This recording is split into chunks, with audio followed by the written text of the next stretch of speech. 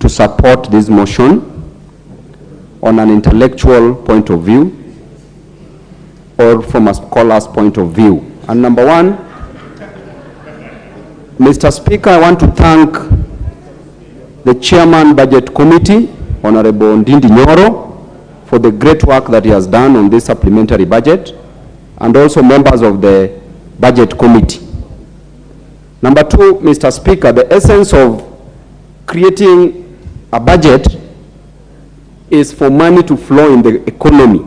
And the shortest and the best way to grow an economy, Mr. Speaker, is to inject more money into the system.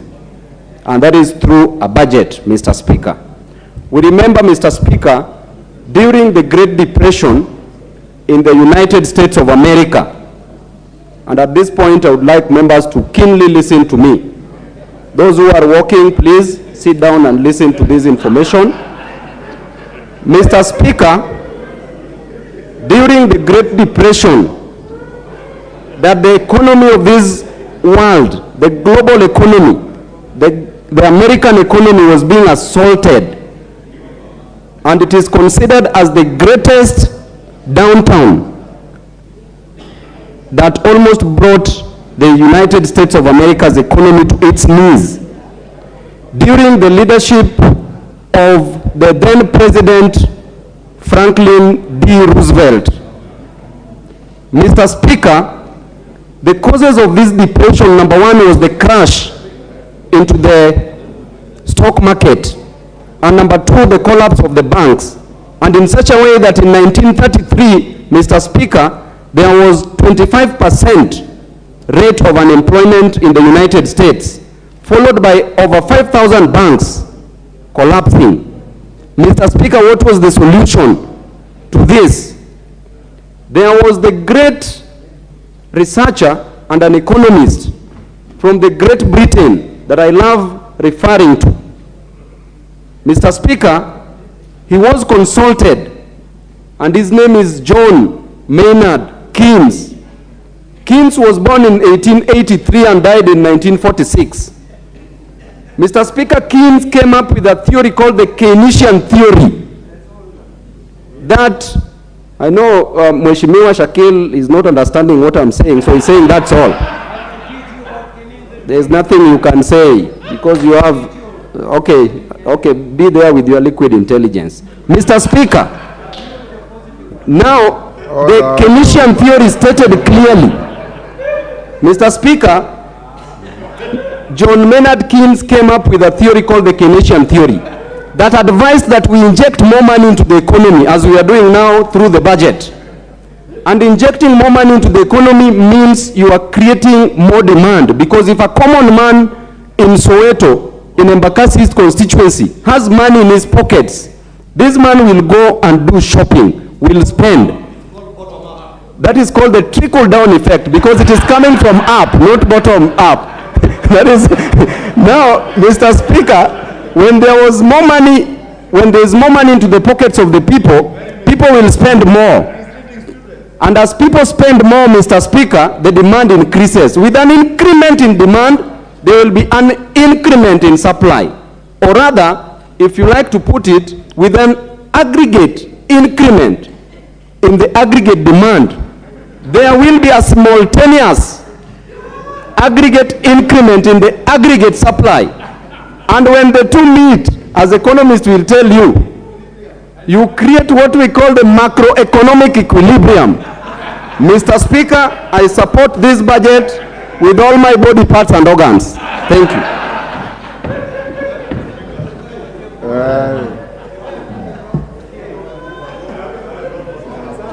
Majority Leader. Thank you, Honorable Speaker. But allow me, Honorable Speaker, as I congratulate the Honorable Babu for the good performance, to also correct him that what he was describing is called bottom-up economic model, not trickle-down. I know he may have a problem with bottom-up, and I also want to encourage the Honorable Babu that indeed now is when you are doing what you ought to be doing, speaking to issues economics, and not in any way, and we should not allow any leader in this country in any way to sabotage that economic recovery trajectory that we have begun this year. And therefore, I encourage the Honorable Babu Owino to join the rest of the country as eloquently as he has submitted on the bottom-up economic model, to eloquently do the same out there, not just in the House. Also, as you speak in rallies, let us speak towards economic recovery. Honorable Speaker, I also rise to support this motion and indeed take this opportunity to thank the Budget and Appropriations Committee and by extension the Debt Committee for the splendid job that they have done over a very short time. Honorable Speaker, these supplementary estimates come at a very good time for the country and for us as members of Parliament, because we were elected into this Assembly, Honorable Speaker, as the 13th Parliament, to resolve issues that are of concern to the Kenyan people. And there is no greater issue of concern to the people of this country today, and indeed globally, the world over, other than the rising cost of living. And this rising cost of living, Honorable Speaker, in this country is aggravated by the drought situation. And we have been told by many players, Honorable Speaker, that this is the worst drought that this country has had in the last 40 years. And therefore tells you that the challenges that are ahead of us, Honorable Speaker, are quite enormous. And as has been mentioned by, I think, the leader of minority and the chair of the Budget and Appropriations Committee, the rising in global inflation as a result not just of the global warming, but also the Russian-Ukraine conflict that has disrupted supply chains around the world. Supply chains of manufactured items, supply chain of food items, including our own supply chains to wheat and other food items. This, Honorable Speaker, has left us under very strenuous situation as a country, and we have a huge responsibility as leaders to work together and team up together to work towards alleviating the problems that face our people. And this House being the budget-making House, I want to implore on all members of this House, Honorable Speaker, to rise to the occasion and work together and act together to ensure that we have in place policies that will not be short-term, but sustainable policies, and not one of very costly and mega budgetary expenditures as we witnessed in the dying moments of the last regime, Honorable Speaker. It is indeed true what the Honorable Pio and I have said, that was blatant abuse of Article 223 of the Constitution. And that, Honorable Speaker, part of it came under the pretext of dealing with the high cost of living. And what did we do? We embarked on subsidies, fuel subsidies that were costing this country the level of 60 to 70 billion shillings a month. Food subsidies, consumer subsidies. And in this budget, Honorable Speaker, let me draw your attention to the report, Honorable Speaker. Because if you read through the report on page 5, on the expenditures under Article 223, the Budget and Appropriations Committee has enumerated 120 billion shillings spent under Article 223 of the Constitution, and as outlined in the third schedule, has allowed these expenditures to be approved by this House. Part 2 of that report, Honorable Speaker, speaks to some 10.091 billion shillings also spent under Article 223 of the Constitution, outlined in the fourth schedule, which the Budget and Appropriations Committee has recommended to this House to reject. And I want to agree with the Budget and Appropriations Committee that indeed not everything that is paid under Article 223 is bad. And the law is clear on what ought to be paid under Article 223 and not what cannot be paid under Article 223 of the Constitution. Part of what the Budget and Appropriations Committee is recommending for disapproval, Honorable Speaker, are payments that related to some 4 billion shillings that you find in the books that related to the maize subsidy program, where unga was to be subsidized and supplied to Kenyans at a cost of 100 shillings. And the majority of Kenyans will tell you they never saw that unga in their shops or in the kiosks in their neighborhoods. Honorable Speaker, Kenyans did not only fail to find the unga, but millers were never paid. Today, millers still pursue payments from government for this Unga subsidy program, that monies were appropriated and spent, and you wonder who are paid, Honorable Speaker. The 60 billion shilling fuel subsidy was tipped in very high level corruption, Honorable Speaker. And that is why I want to support the leader of minority, that the relevant House committees, and I can see the Honorable John Buddy, the chairman of PAC, the Public Accounts Committee, looking at me. And I saw how keenly he listened to his leader of minority. You have a huge responsibility to ensure, because the Budget and Appropriations Committee again has recommended on page 4 that the Office of the Auditor General undertakes an audit of expenditures granted under Article 223 of the Constitution for the financial year 2022-2023 and reports to the National Assembly by 30th of June 2023. Indeed, it is not just the Public Accounts Committee, even the relevant departmental committees must get to the bottom of some of these issues. What happened to the fuel subsidy money? What happened to the maize subsidy money? What happened to the payment that you have seen, 6.1 billion shillings? Honorable Speaker, if you can protect me from the Honorable KJ, he will have his say. And I want to continuously encourage the member for Dagoretti to desist from shouting, because this is a house of honor and decorum. I got the impression he was cheering. There's a difference between cheering and shouting, Honorable Speaker. Honorable Speaker, I was speaking about the 6.1. I know he knows what I'm speaking about. Because the payment to Helios on the apparent acquisition of the shareholding of Telkom Kenya, Honorable Speaker, the Honorable KJ here will tell you, as chair of the Committee on ICT, it is not clear up to now the legal status of the ownership of Telkom Kenya. Yet the government of Kenya spent a whopping 6.1 billion shillings to acquire shares in Telkom Kenya. I have no problem, Honorable Speaker, and I have indicated this afternoon to Honorable John Buddy, I will be appearing before his committee with evidence of how the 6.1 billion shillings paid out on account of acquisition of Telkom Kenya ended up in accounts in Malaysia, ended up getting back to accounts of individuals in this country, and ended up to accounts in the Cayman Islands, Honorable Speaker. Blatant looting of public resources on the verge of an election.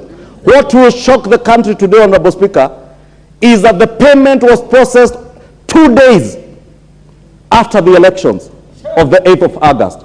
When the rest of the country were counting votes, there are people in the former regime who are counting billions, hitting their accounts here and in the Cayman Islands, Honorable Speaker.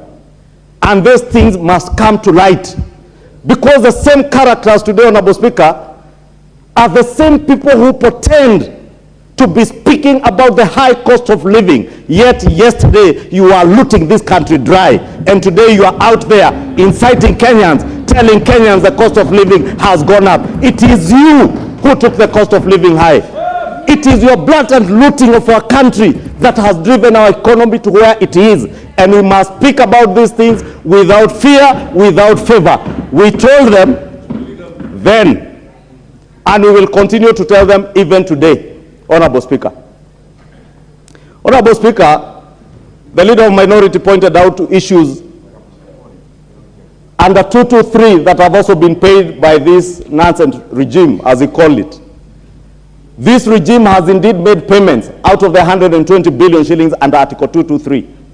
But look at what has been paid. It is 6 billion shillings. I heard the leader of minority say he has not seen the recruitment of teachers. You are aware, over 3,000 teachers have been recruited. 30,000, sorry. The highest number of teachers to be recruited at a go in the history of pre- and post-independence Kenya have been recruited under the Kenya Kwanza administration, Honorable Speaker.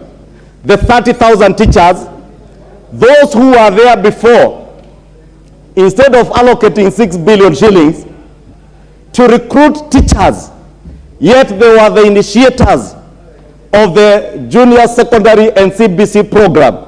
They never saw reason and sense to allocate resources to recruit teachers and provide capitation for junior secondary. In this supplementary budget, honorable members, 6 billion shillings goes towards recruitment of 30,000 teachers to ensure our junior secondary students and CBC program kicks off adequately. 9 billion shillings in this budget is going towards capitation of our junior secondary.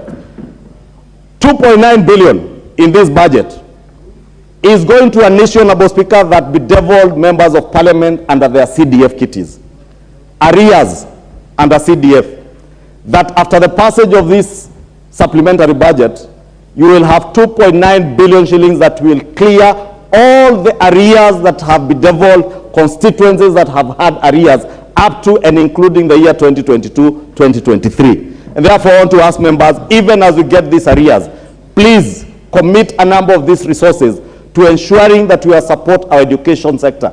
A nation that is not educating its children is not a nation and has no future. Let us also play our role as members of parliament, because we have a role under NGCDF to guide our NGCDF committees. I know members of parliament have no role in CDF, but you have a guiding role and an oversight role. Guide your NGCDF committees to allocate resources, even part of these areas, to sort out the issues of providing infrastructure for the junior secondary and CBC program, so that none of our children go without accessing education, Honorable Speaker. Honorable Speaker, in this budget, when we said that this government, Honorable Speaker, will embark on what the Honorable Babu Owino was afraid to mention, but spoke in a very glorious manner about the bottom-up economic transformation agenda. And indeed, the issue he was talking about of demand and supply, no, he clearly understands what he was talking about. The only thing he never understood is that what he was describing is the bottom-up economic transformational agenda under Kenya Kwanza. And under this bottom-up economic transformation agenda, Honorable Speaker, in this budget, you will remember His Excellency the President committed that where the Jubilee government faltered on some of the programs under the Big Four agenda, on the program of housing, we shall not falter. And it will not just be talk. And Honorable Speaker, when I was the chairman of the Budget and Appropriations Committee, progressively in every report I tabled in this House, I indicated that there were no resources that were being committed to the Big Four agenda. And we warned the Jubilee administration then, including our former president. In person, I remember telling him, every other budget that appears, there are no resources being committed to the Big Four agenda. This regime, I'm happy, is not just about talk, it's about action. That we have not only spoken about the housing agenda, but in this first supplementary budget, a figure of 1.5 billion, and I'm aware, if you look through the request by the chairman of the housing committee who is here, the Honorable Ngeno, he had wanted 8 billion shillings. But I'm glad that the committee, the Budget and Appropriation Committee, was able to spare 1.5 billion shillings to ensure that in all our 290 constituencies, we have seed capital for affordable housing, Honorable Speaker. And I want to encourage members of parliament to identify public land in your constituencies where housing, affordable housing can be done with this seed capital coming in. This will spur economic activities, as the Honorable Babu Owino was talking about, create jobs for millions of our youth, and create that ripple effect in our own economies down at the grassroots. When you build 100 housing units in Kikuyu constituency or in Karachuonyo constituency, Honorable Speaker, the level of youth that you will employ in that constituency will not be less than 2,000 youth getting direct employment. The indirect and ripple effect of these economic activities out of this housing agenda, Honorable Speaker, will be momentous. And that's why I said it's not just about talk. Honorable Speaker, we cannot pass a supplementary budget at this time and not address the question of the drought situation in our country, which, Honorable Speaker, we have been told and have indicated is the worst situation.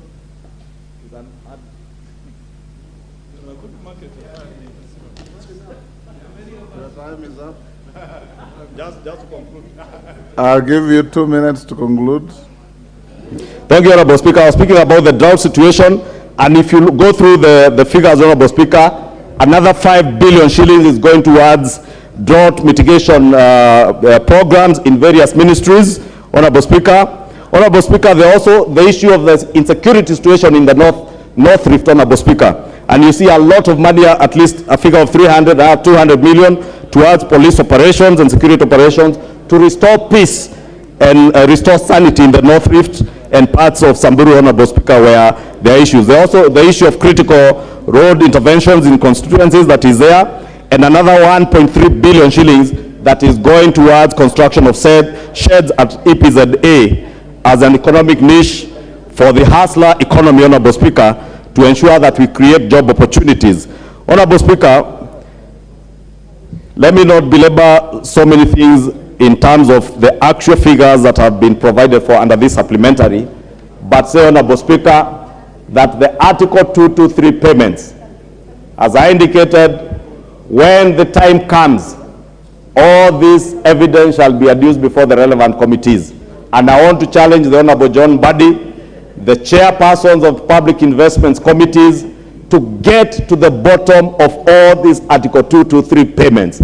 Because, as I said last week, if you don't, nothing will stop the current government from perpetuating the same habit of abuse of Article 223 and blatant loot of public resources on the verge of every election. Honorable Speaker, with those very many remarks, I beg to support and ask the House to support this supplementary budget report and the appropriations bill. And also just to mention, Honorable Speaker, that this is just the first stage for the benefit of those of us who are new in the House.